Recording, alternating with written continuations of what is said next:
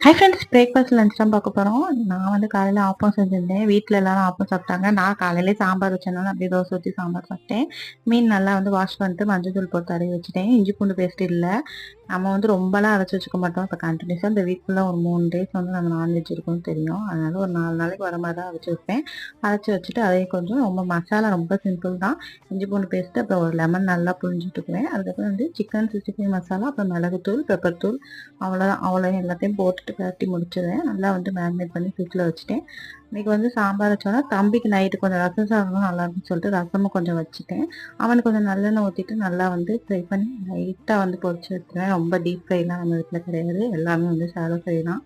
அதுக்கப்புறம் வந்து நம்மளுக்கு வந்து ஊற்றி பொரிச்சாச்சு. நான் வந்து சாம்பாரும் ஃபிஷ் ஃப்ரையும் வந்து வச்சு சாப்பிட்டுட்டேன் இன்றைக்கி. டயட் எப்படி போகுதுன்னா, ஃபஸ்ட்டு கொஞ்சம் லேட்டாக தான் குறையும். அப்புறம் வந்து கொஞ்சம் உடம்பு வந்து அதை அக்செப்ட் பண்ணிக்கிட்டால் கொஞ்சம் சீக்கிரம் குறைஞ்சிரும். அந்த மாதிரி போயிட்டுருக்கு.